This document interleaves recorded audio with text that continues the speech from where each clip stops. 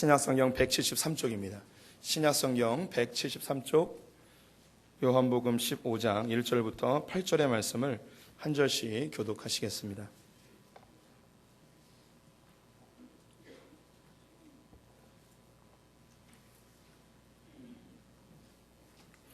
요한복음 15장 1절부터 8절의 말씀 한 절씩 교독합니다.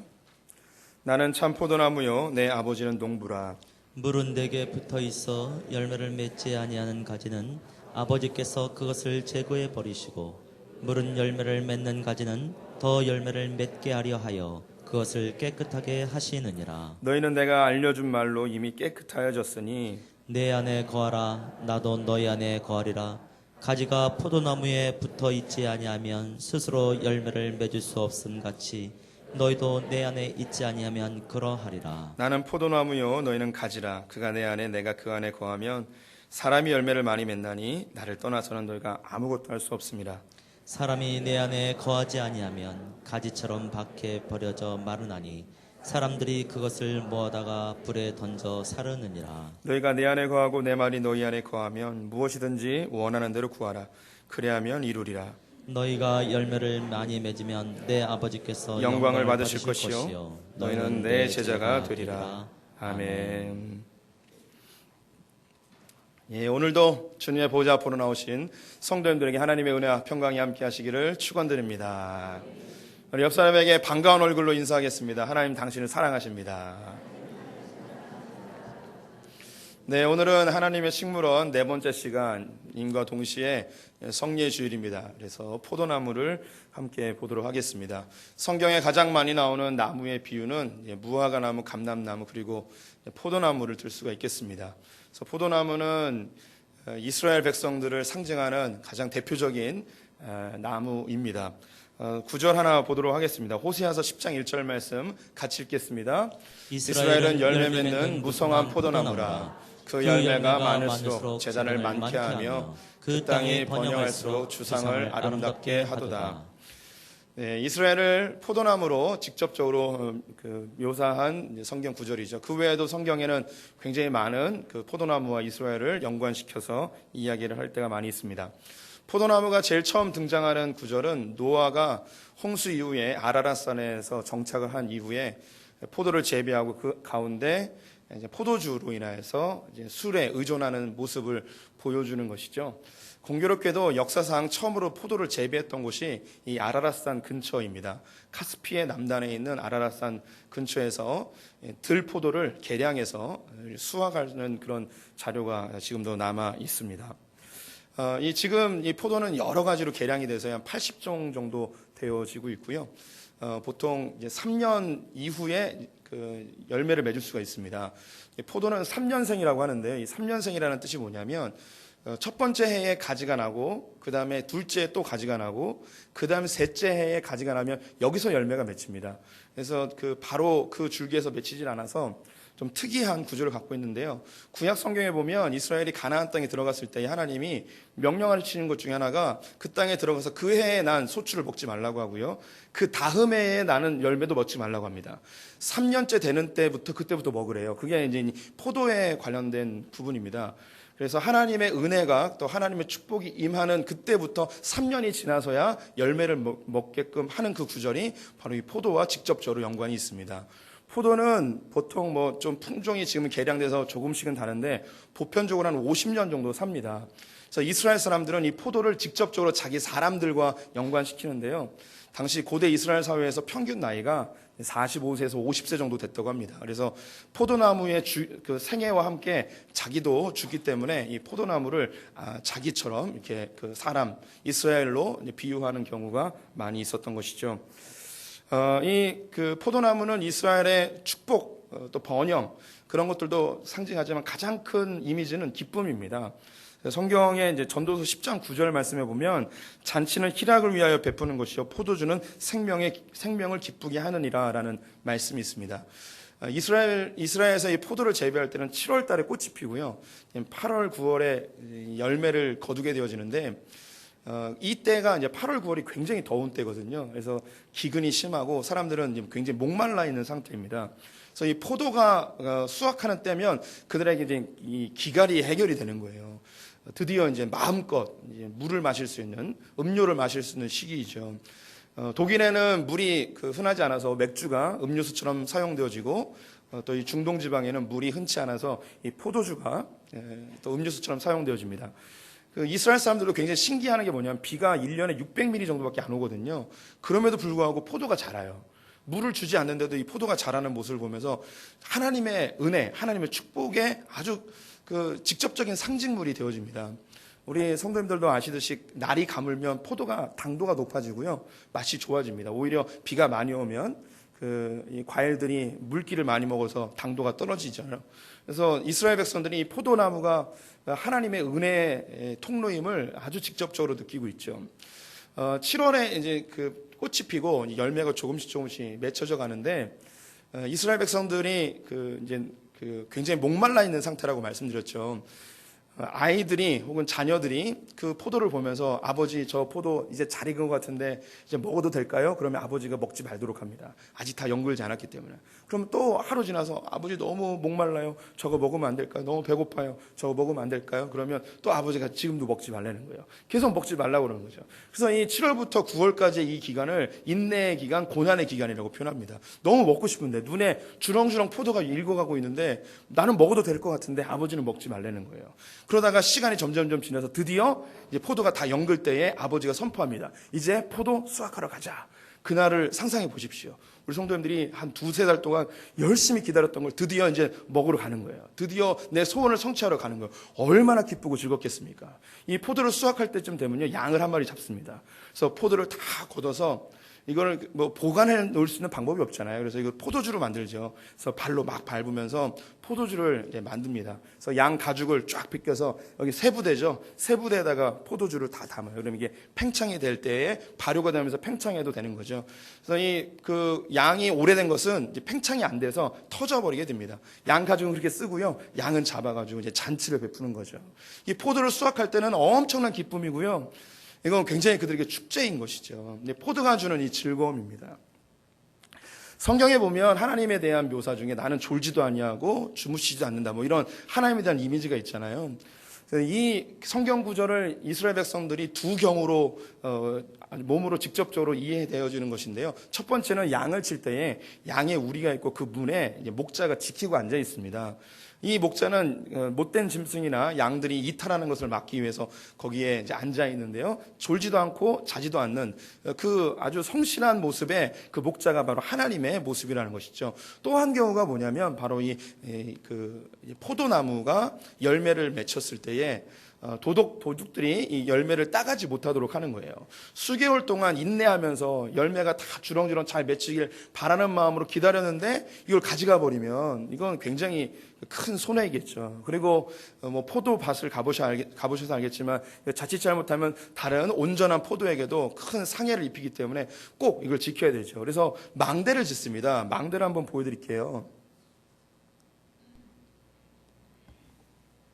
우리로 이야기하면 과수원 같은 거죠. 저 어린 시절에 이제 사과 과수원, 배 과수원, 복숭아 과수원을 같이 했던 그런 집안에서 자라서 원두막에 대한 이미지가 많이 있습니다. 추수 때가 되어지면 원두막에서 모기향 피워놓고 서리꾼들이 오지 않나 이렇게 감시했던 경험이 저에게도 있습니다. 이 포도밭에 있는 망대에서 농부들이 눈에 불을 켜고 밤에 혹시 누가 훔쳐가지는 않을까, 그들의 기쁨을 훔쳐가는 것이기 때문에 이 망대에서 졸지도 않고 자지도 아니하고 경계 근무를 쓰는 모습이 바로 이 포도원의 망대입니다. 그래서 하나님은 졸지도 아니하시고 주무시지도 않는다. 이건 우리의 보호자이시고 우리의 소출을 손해 보는 것을 막아주시는 하나님의 능력에 대하여 찬송하는 시이죠.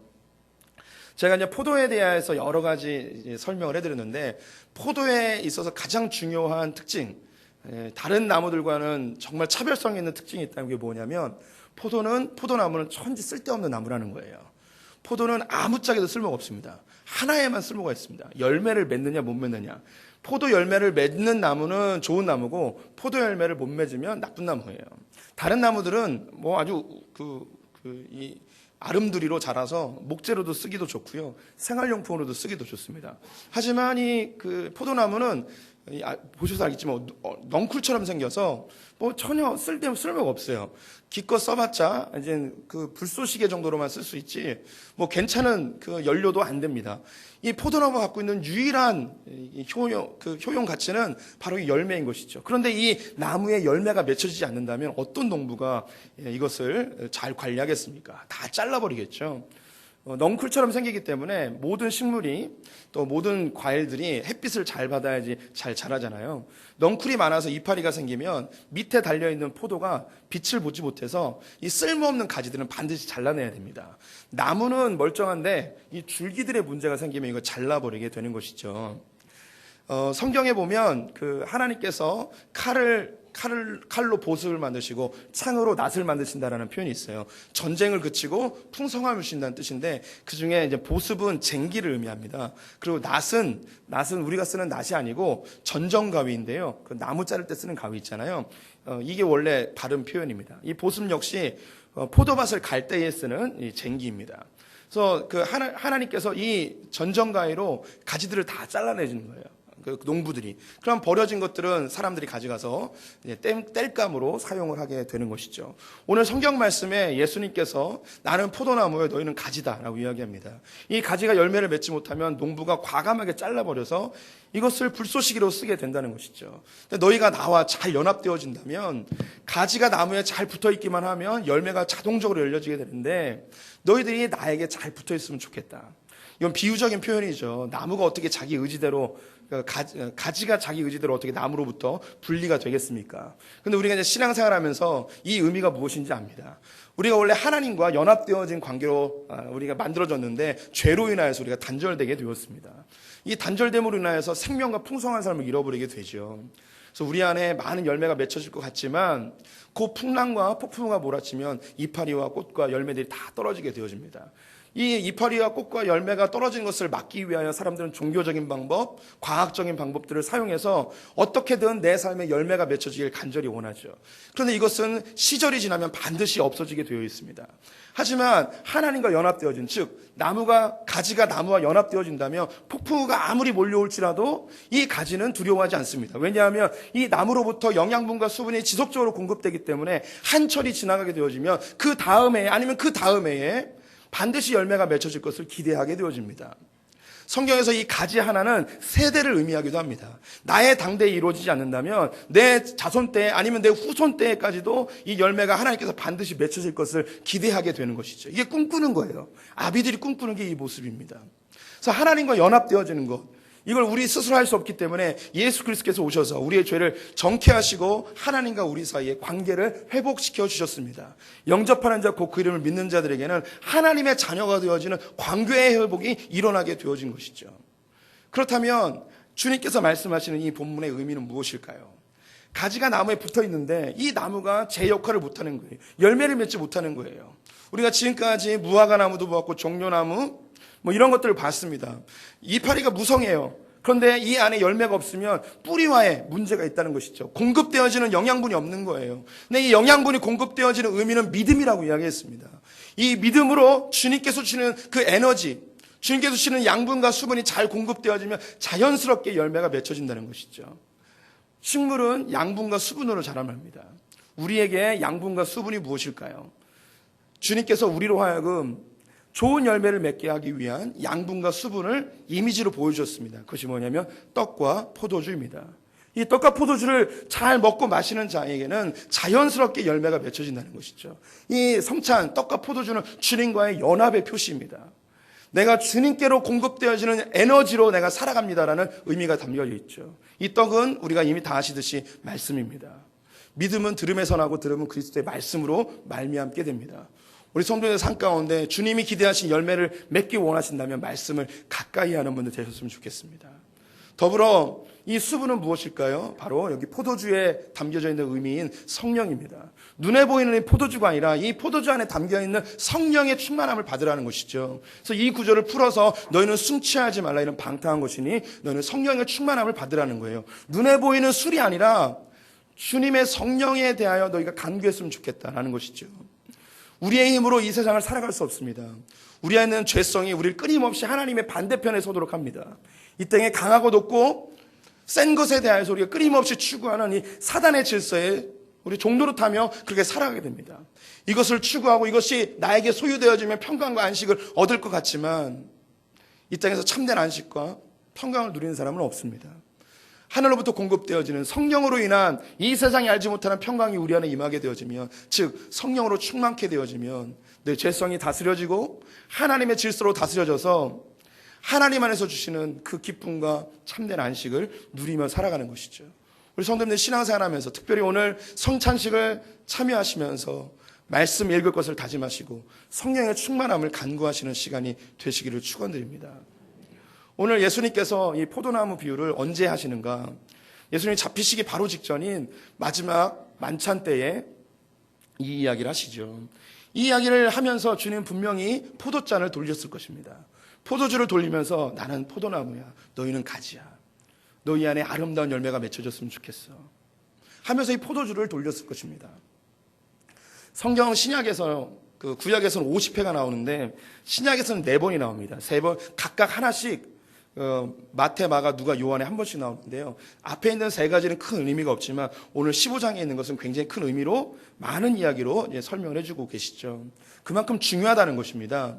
예수님께서 이 땅에 오셔서 하셨던 사역이 무엇이냐, 여러 가지 이야기할 수 있겠지만 제일 중요한 게 처음과 맨 마지막이 제일 중요하겠죠. 예수님의 첫 번째 사역이 무엇이었냐면 가나의 혼인잔치에서 물을 포도주로 바꾸는 것이었습니다. 마지막 사역이 무엇이냐면 이 자기의 제자들에게 포도주와 떡을 나누며 예수님께서 이 땅에 왜 오셨는가 그 의미를 이야기해 주고 있습니다. 이것은 그 주님의 그 사역 전체가 포도로 이어지고 있음을 알 수 있는 것이죠. 이걸 이해하기 위해서는 이스라엘의 결혼 풍습을 좀 설명해 줄 필요가 있습니다.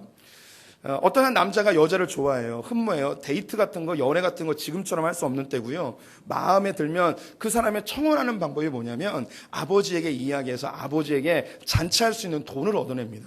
그래서 잔치를 베풀어요. 그 여자 집에 가서 일주일 동안 잔치를 합니다. 친구들 다 모아서 꿍짝꿍짝 하면서 즐겁게 이 잔치를 합니다. 잔치의 제일 마지막 날 포도주를 준비해서 이 부인에게 자기가 좋아하는 그 신부에게 주게 되는데요. 이 모습은 사사기에 보면 삼손이 딥나에 있는 여인을 좋아해서 아버지를 졸라가지고 7일 동안 잔치하는 모습에서 충분히 알 수가 있습니다. 이 신부가 포도주를 어떤 남자가, 동네에 사는 남자가 다 가져왔어요. 마음에 들면 이 포도주를 마시고요. 마음에 들지 않으면 이 포도주를 거절합니다. 그럼 거절하게 되면 잔치 비용은 하늘로 날아가는 거고요. 이걸 마시게 되어지면 이제 정혼이 되는 거예요. 정혼이 되면 이 남자는요, 이제 결혼은 아니지만 이제 부부의 인연을 맺게 된 것이죠. 그래서 이 남자는 보통 한 1년 뒤에 결혼을 하게 되는데 1년 동안 뭘 하게 되냐면 집을 준비하게 되어집니다. 그래서 집을 다 준비하면 이 사자를 보내서 이제 남편이 다 준비했으니 결혼하러 온다고 이야기를 해요. 그런데 지금처럼 교통이 편리하여서 정해진 시간에 오는 게 아니고 오늘 온다고 그랬는데 오늘 몇 시에 오는지 모르는 거예요. 저녁에 올 수도 있고 밤 9시에 올 수도 있고 12시에 올 수도 있는 거예요.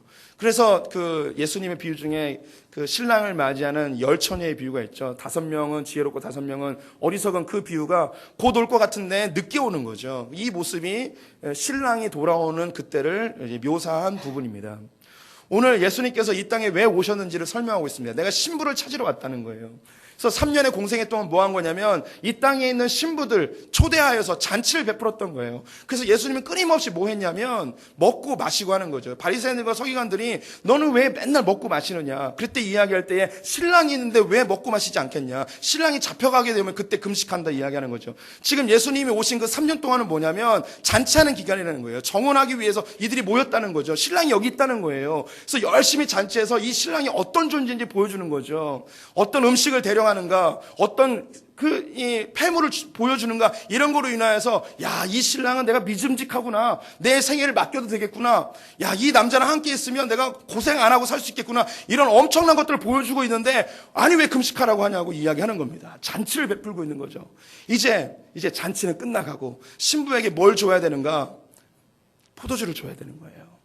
지금 여기서 마지막 성만찬 때에, 마지막 만찬 때 예수님께서 이 포도주를 줍니다. 근데 이 포도주는 그냥 눈에 보이는 포도주가 아니에요. 이 포도주는 예수님의 피를 짜내서 만든 피의 잔이었습니다. 그래서 예수님께서 제자들에게 주는 거예요. 이 잔을 마셔라.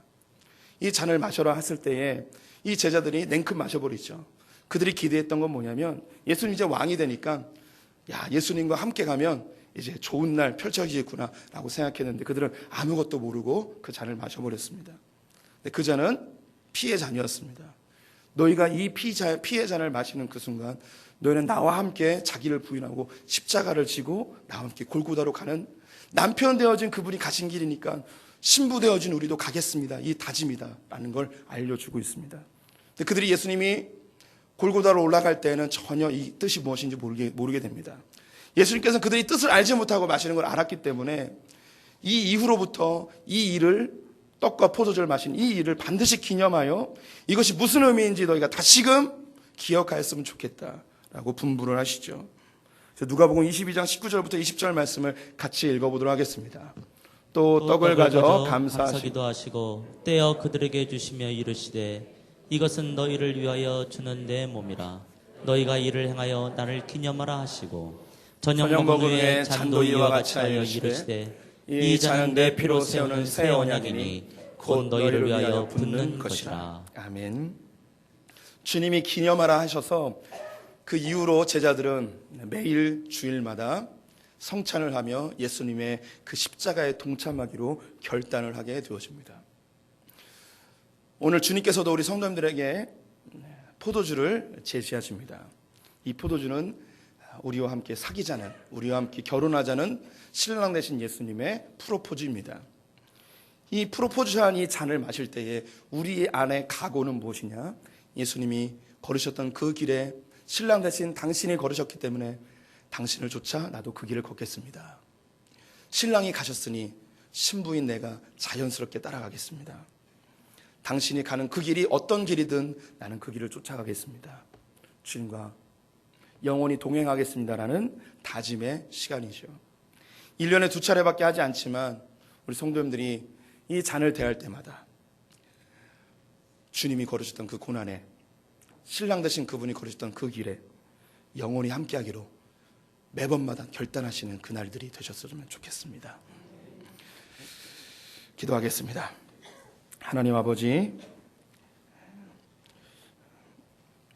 죽을 수밖에 없었던 우리를 십자가의 보혈로 정결케 하시고 우리를 정결한 신부로 만드시며 우리에게 잔을 내미시고 나와 함께 가자 어여쁜 자야 라고 말씀하시는 주님의 음성을 듣습니다. 주님의 음성에 우리가 반응하며 순종하며 자기를 부인하고 내가 지금까지 주인 삼았던, 남편 삼았던 이 세상을 버리고 참된 신랑이신 예수 그리스도 좇는 자들 다 되게 하여 주시옵소서. 예수님의 이름으로 기도드렸습니다. 아멘. 이 시간에는